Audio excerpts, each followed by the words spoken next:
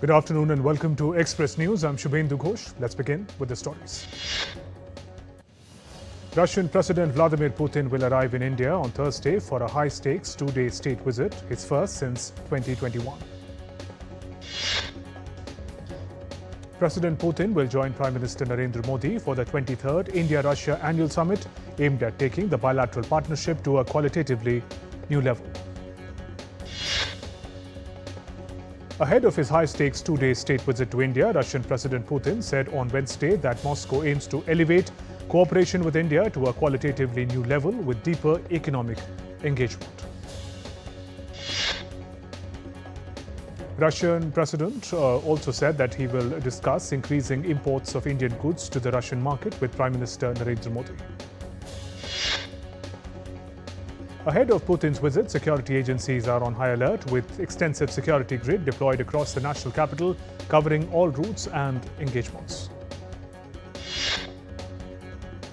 India's Defence Minister Rajnath Singh and his Russian counterpart Andrei Belousov will review the full spectrum of bilateral defence ties, including military and military technical cooperation, on Thursday.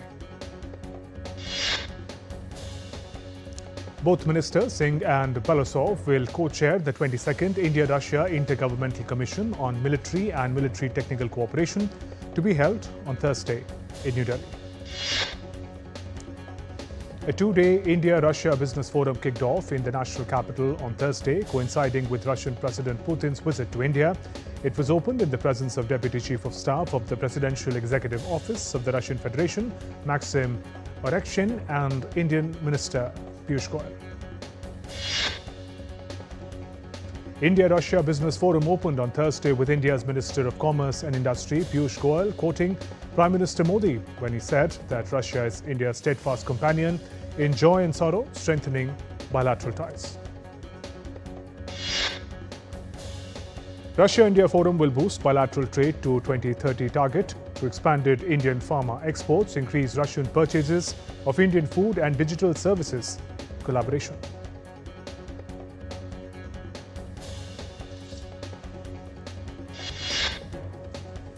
The forum will explore various areas of Russian-Indian cooperation, including expanding Indian engineering products in Russia. India celebrates Navy Day on Thursday as the force stands as an equipped, trained and ready to defend the nation's maritime interests, safeguarding the seas that power India's economic rise to a Viksit Samriddha Bharat. On International Cheetah Day, observed globally on December 4th, Prime Minister Modi extended heartfelt wishes to wildlife enthusiasts and conservationists working tirelessly to protect the endangered cheetah and its shrinking habitats. India's aviation regulator DGCA has launched a probe into Indigo's severe disruption after days of delays and cancellations, blamed on pilot shortages and stricter duty norms. India's Directorate General of Civil Aviation initiated an investigation on Wednesday into the extensive operational breakdown at Indigo, which saw hundreds of flights disrupted nationwide. Indigo has now announced calibrated flight cuts while DGCA continues oversight to ensure passenger hardship is reduced and service reliability restored. India's Directorate General of Civil Aviation has revised pilot duty norms. Weekly rest has been extended to 48 hours. Night duties have been redefined and consecutive night shifts are capped at 8 hours flying with 10 hours of total duty. India's DGCA further tightened pilot fatigue rules with landings per duty slashed from 6 to 2. Airlines have been told to submit quarterly confidential fatigue reports with remedial actions. Finance Minister Nirmala Sitharaman introduced the Health Security, National Security Cess Bill 2025 in Lok Sabha of the lower house of the Indian Parliament on Thursday, proposing a new cess on pan masala and other notified goods. During the lower house question hour, Electronics and IT Minister Ashwini Vaishnav stated that Digital Personal Data Protection Act safeguards citizens' data and covers artificial intelligence, applications and models. Fitch Ratings on Thursday raised India's GDP growth forecast for the current fiscal to 7.4%, from 6.9 on increased consumer spending and improved sentiment boosted by GST reforms. India's Union Commerce Minister Piyush Goyal praises Indian economy as it continues to power on. Minister Goyal applauded how the growth is at 8.2%, even in the second quarter, beating all estimates despite global turmoil. Sensex Nifty closed marginally higher on Thursday amid volatility. Sensex closed 158.51 points or 0.19% higher at 85,265.32. Nifty ended 47.75 points or 0.18% higher at 26,033.75. Indian rupee on Thursday closed at 89.97 against the US dollar. And global oil prices edged higher on Thursday, with WTI crude surpassing $59 per barrel amid stalled Ukraine peace talks and Ukrainian strikes on Russian energy assets. Global gold prices dipped slightly to $4,196 per ounce on Thursday amid profit-taking after a 6 weeks high, buoyed by Fed rate cut hopes and geopolitical tensions. Global silver prices surged to a record $59.04 per ounce on Thursday, fueled by tightening supplies, industrial demand in EVs and AI, and expectations of Fed Reserve rate cuts. Global stocks advanced on Thursday, led by Japanese gains and broadening year-end rally, despite AI bubble warning and rising Fed rate cut odds to 88%. The US dollar stabilized early on Thursday after sharp Wednesday losses, with DXY index at 99.14 as markets eye November ADP jobs data ahead of likely Fed Reserve rate cut.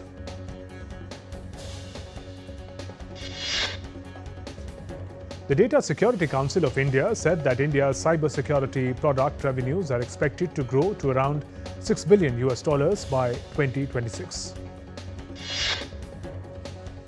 US President Donald Trump's special envoy Steve Witkoff and son-in-law Jared Kushner will meet with top Ukrainian negotiator Ruslan Umerov in Florida on Thursday.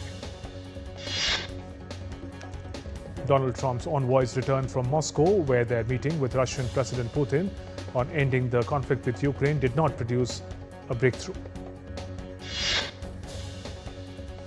Talks in Moscow were described as reasonably good by US President Trump, hinting at cautious optimism after US envoys Steve Witkoff and Jared Kushner concluded the meeting. US President Trump also said Russian leader Vladimir Putin gave impression during the recent talks in Moscow that he wants to end the war in Ukraine. Meanwhile, Kremlin spokesperson Dmitry Peskov pushed back on reports that Moscow had rejected US proposals outright, suggesting room for continued negotiation. In the latest from the conflict in Russia-Ukraine, President Putin has said in an interview published on Thursday that Russia would take full control of Ukraine's Donbas region by force unless Ukrainian forces withdraw, something Kiev has flatly rejected. Israel's army said on Thursday the remains of the second-to-last Gaza hostage, a Thai national to be handed over, had been identified. UN Security Council delegation met with Syrian President Ahmed al-Shara at the presidential palace in Damascus in their first-ever visit to the country, just days before the anniversary of ousting of longtime ruler Bashar al-Assad. US President Trump will host leaders of Rwanda and Democratic Republic of Congo, hailing a peace deal despite persistent violence, aiming to secure United States access to vital minerals in eastern Congo. French President Emmanuel Macron met Chinese leader Xi Jinping in Beijing on Thursday, seeking stronger commercial ties. North Korea marked the International Day of Persons with Disabilities with a concert and photo exhibition in Pyongyang. Argentine President Javier Milei on Wednesday greeted with a standing ovation from lawmakers as he made a surprise appearance during a swearing-in ceremony of the Chamber of Deputies. In Venezuela, more than 300 citizens returned home as part of government's ongoing repatriation program for migrants, many of whom attempted to reach the United States through Mexico.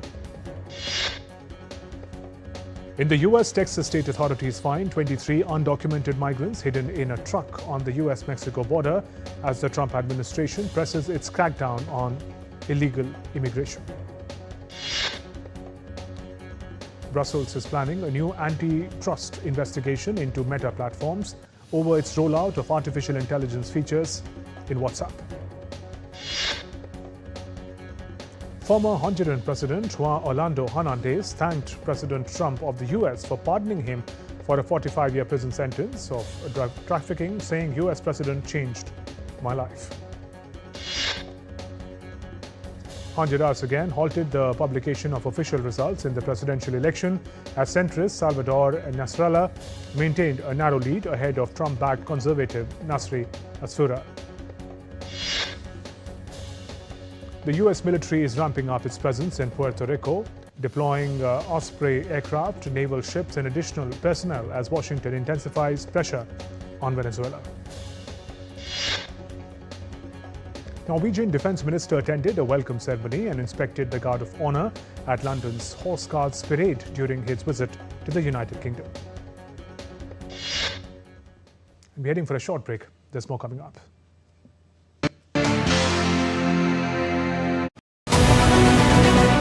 This week on Defence Dynamic, we break down the evolution from S-400 to S-500 and what this leap in air defence technology means for India. High-altitude pseudo-satellites, a first-of-its-kind manufacturing facility, perhaps is now operational. Why is India rethinking its aerospace propulsion roadmap? We explain the shift. This Wednesday at 8 PM IST, only on DD India.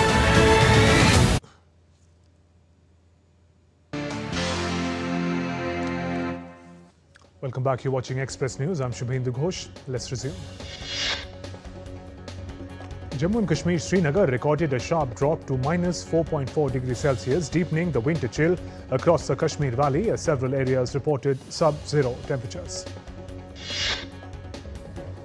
The Weather Department in Jammu and Kashmir has forecast a chance of light snowfall in the higher reaches late on Thursday night or early Friday, adding to the valley's deepening winter mood. The Met Centre in Chennai has issued a yellow alert for several districts in Tamil Nadu. The Met Office in Chennai has issued a warning for light to moderate rains with thunderstorms in Nilgiris, Ranipet, Chennai, Tiruvalluvar, Kanchipuram and Chengalpattu districts of Tamil Nadu due to Cyclone Titwa.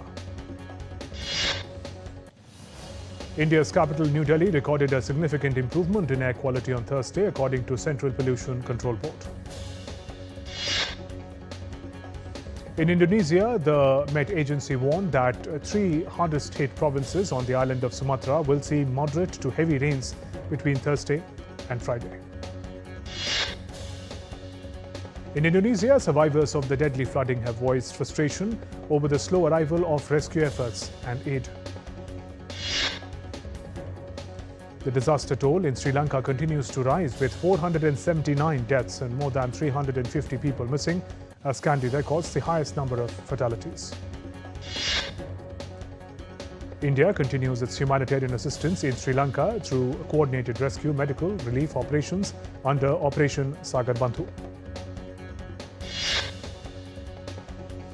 In Japan, heavy snow blanketed mountainous regions on Thursday, paralyzing road and air traffic.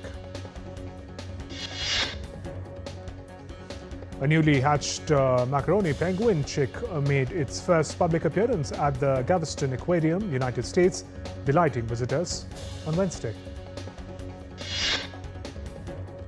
The arrival of the vulnerable macaroni penguin chick raises the aquarium's penguin count to 108, offering a hopeful boost for the species. We're now taking you live to the War Memorial in New Delhi. Defence Minister of India and Russia are paying their respects at the War Memorial in New Delhi.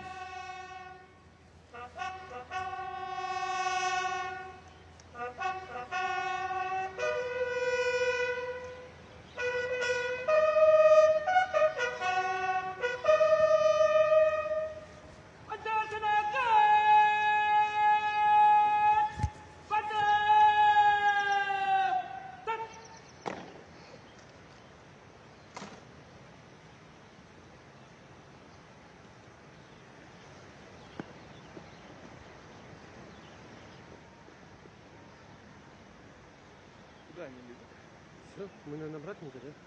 Или что-то будет сейчас? Ну, обратно дадим?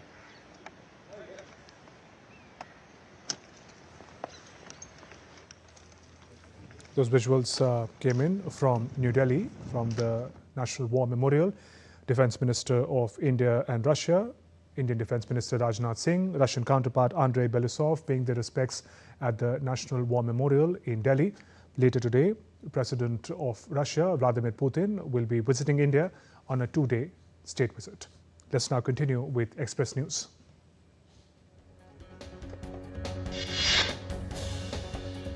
Abu Dhabi has opened the Zayed National Museum, a landmark space celebrating the UAE's journey from ancient roots to its modern rise. The museum is designed by British architect Norman Foster, and the building stands in Saadiyat Island's cultural district, adding a major attraction to the heritage landscape. Celebrities including Eddie Klum and Ajay Naomi King gathered on Tuesday at the Academy Museum of Motion Pictures in Los Angeles for the L'Oréal Paris USA's 20th Women of Worth celebrations. Women of Worth celebration honored 10 grassroots women leaders for their community impact, awarding each a $25,000 grant via L'Oréal Paris partnership with Points of Light Foundation. IKEA opened its first New Zealand store in Auckland's Sylvia Park on Thursday, entering its 64th market. 34,000 square meters outlet employs over 500 staff, features a showroom, warehouse, and a Swedish restaurant. Michael Jackson's family announced on Wednesday plans for a museum in Monaco showcasing his paintings and personal memorabilia, highlighting a lesser-known artistic side. A new farmed salmon production tank called Stort Baguette or Big Boat Egg was lowered into the fjord in Hadsel, northern Norway. The semi-enclosed tank is designed to protect salmon from sea lice. A new biorefinery in Leona, Saxony-Anhalt is turning beech branches into renewable chemicals for use in clothing, bottles and tire components, aiming to reduce reliance on fossil-based materials. A 5-year-old dog, the only canine on dog-banned Christmas Island, is cared for by the community and has become a beloved source of emotional support for the residents. Mount Abu is witnessing surge in visitors as cool, pleasant weather turns Rajasthan's only hill station into a favorite winter escape. Light mist and blue skies in the Aravalli range are attracting travelers looking to unwind from warmer regions. Bhopal's Chief Minister Dr. Mohan Yadav inaugurated 20 new eco-friendly shikara boats at the upper lake, offering visitors a taste of Kashmir with bird watching, local cuisine, handicrafts and organic produce shopping. Kerala's Chakula Kukavu Sri Bhagavati Temple saw thousands of women gather for the annual Kartik Pongal, preparing sweet rice offerings to Goddess Durga in one of India's largest women-led devotional events. Devotees celebrated Margashirsha Purnima by taking holy dip in Ayodhya Saryu River, performing charity, Satyanarayan Puja and observing fast in the honor of Lord Vishnu on Thursday. Hollywood's award season launched Wednesday at the Hollywood Reporter's Women in Entertainment Gala in Beverly Hills, honoring Jennifer Lopez and Gwyneth Paltrow before 600 guests, including Goldie Hawn and Jimmy Kimmel. Gwyneth Paltrow was celebrated not only for her acting but also her success as a wellness entrepreneur. To her band GOP, she received the Sherry Lansing Leadership Award, giving to trailblazers and philanthropists. Jennifer Lopez was honored with the Equity in Entertainment Award, which recognizes individuals who elevate the voices of underrepresented communities in Hollywood. And the Jonas Brothers, the pop rock band of Kevin Joe and Nick Jonas, were honored on Wednesday with a handprint and footprint ceremony at the TCL Chinese Theatre in Los Angeles, cementing their place in Hollywood history. Oscar-winning actor Kate Winslet makes her directorial debut with Goodbye June, a holiday season drama. The film releases in the UK cinemas on December 12th and streams on OTT platform from December 24th. Australian actor Hugh Jackman stars in the upcoming film Song Sang Blue, set to release in the US on December 25th, playing Milwaukee musician Mike Sardina, who forms a Neil Diamond tribute act with his wife. Hugh Jackman brought Song Sang Blue to Milwaukee on Tuesday, serving Cops frozen custard to fans attending the film's premiere and ending the day by performing Neil Diamond's Sweet Caroline with Claire Sardina at Landmark Lanes. Season 3 of Euphoria, starring Zendaya and Sydney Sweeney, is set to return in April of 2026. Nearly 4 years after its second season, the third and final season will premiere on an OTT platform. The cast and crew of the Hollywood horror sequel Five Nights at Freddy's 2 walked the red carpet at the Los Angeles premiere. The film promises more action, animatronics, scares following the first movie's success. Punjabi singer Diljit Dosanjh makes a striking debut as a fighter pilot in the first look of Border 2, set to release on January 23, 2026. The film, directed by Anurag Singh, stars Sunny Deol, Varun Dhawan, Ahan Shetty and others. In sports, South Africa stunned India in the second ODI as Aiden Markram's century, supported by Deval Brevis' half-century, powered a successful chase of 359 runs, levelling the three-match series.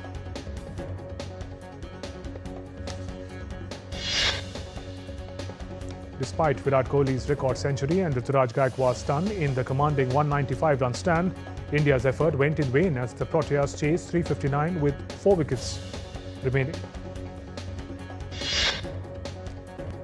The second Ashes test between England and Australia is underway at the Gabba. Zach Crawley and Joe Root led England's fight back after the visitors lost early wickets. Team India unveiled their new jersey on T20 World Cup 2026 during the innings break of the second ODI against South Africa in Raipur. Indian fast bowler Mohit Sharma has announced his retirement from all formats of cricket, officially ending a career that lasted nearly 14 years. Eldon Campbell, the all-time leading scorer at the Clemson, who played for the Los Angeles Lakers in 1990s and won an NBA title with Detroit Pistons, has died at the age of 57. An inspired Kylian Mbappe scored brace to guide Real Madrid to a commanding 3-0 win at the Athletic Bilbao on Wednesday, ending its 3-game winless streak in La Liga. Napoli advanced to the quarter-finals of the Italian Cup by winning a lengthy penalty shootout against Cagliari following a 1-1 draw in regular time on Wednesday. Liverpool stumbled again at the Anfield, drawing 1-1 with Sunderland in English Premier League. The Indian junior women's hockey team suffered a 1-3 defeat against Germany in their second match at the FIH Junior Women's World Cup campaign in Chile on Wednesday. India's Sarvagya Singh Kushwaha has become the youngest player in chess history to earn an official FIDE rating at the age of 3 years, 7 months and 20 days. Grandmaster Arjun Erigasi claimed the Jerusalem Masters 2025 title after defeating former world champion Vishwanathan Anand in an all-Indian final. Paris Olympics medalist Manu Bakar, world champion Samrat Rana are part of the 15-member shooting squad for India that will represent the ISSF World Cup Final 2025.